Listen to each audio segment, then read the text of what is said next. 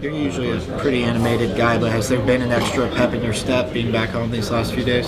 Yeah, it's been a little extra pep in my step, just knowing I know this area, and it was just home for me. And so just being home just made it a little bit better for me when it comes to practicing. Do you get to go back to any old restaurants, any old hangouts while you're here? I don't know yet. We're gonna get some relaxing time a little bit later, so I might be able to.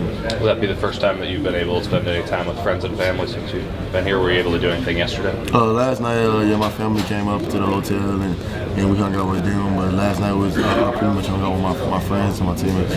Will this be the first time you've played at Sunlight? No. What was the last time? We played at the University of Miami here my freshman year. Ryan, everyone on the internet has you as a first-round grade. Can you tell us what they came back with the advisory committee? What they tell you? The advisory committee said the second round. So second round. Okay. Yeah, so I'm really just gonna talk it over with my coaches and my parents and just see how everything goes. Do you think if you came back next year, you could push that to first? Obviously, I mean, is that kind of way in your thinking, or what do you think? Right now, I'm not even thinking about that. I'm just trying to think about the game. So, right now, I'm not even thinking about where I'm gonna go in the draft and all that type of thing. All I'm thinking about is Clemson. If you would come back, I mean, you think about this team. Is unfinished business? Is that kind of something that would spur this team for next season? I mean, you were so close to playing in the national championship game and would have so many good players coming back. I mean, is that something in your mind that would push this team for next year? Yeah, I definitely feel like that's something that I definitely push this team. Because we feel like we were so close with last year, then this year.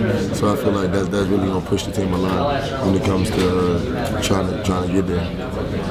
Ryan, if Noah can't go, how confident are you in Jamal and Steve to step up in his absence? I'm really comfortable in those guys. Those guys might not have as much experience as Noah, but I really feel like those guys will get their job done. I talk it over with those guys all the time. Like you got to seize your opportunity when you get it. So I just hope they go out there and do what we know they can do. I mean, that's kind of a situation you were in your freshman year, having to step up and injuries and stuff. Just talk about that and what it's like to be a young guy and get that opportunity. At first you're a little bit nervous and just knowing that it's your first game out there, and well, not your first game out there, but your first time like really playing a lot, and you're a little nervous. But once you get out there and start playing, it's just all about football again. Just act like you're a kid and just play football. Just use what the coaches tell us to do, and everything will be fine. So. This is the first time you've played down here since Gary Curtis died, and you honored him by wearing that number. What did that mean to you, and what has his life meant to you going forward? Has that motivated you at all? Has that made you more reflective? How has it changed you as a person? With Gary Curtis dying, that really hurt it a lot, and it really made me really think about things and really think about life, and it made me just think about like. You never know when's your last game, when's your last play, or when your last day. So it really helps me try to push through every day and try to make sure I try to do the best every day and every time on the field. Have there been specific instances in the last year or so that you've really drawn on that reflection? I just try to use it every day and in every game. I just try to go out there and make sure I just give my all. It's not really like one specific game or so. I just try to go out there and give it my all every day. When you went to Ohio State, it was a bold decision, as we mentioned earlier. What made you choose Ohio State in the first place? That wasn't something that a lot of guys did. Now it's more common, but that wasn't something a lot of guys did coming down here, going up to Ohio State, especially when you were a Florida commit at one time. What made you make that decision, and do you think you almost started a trend in a way? The thing is,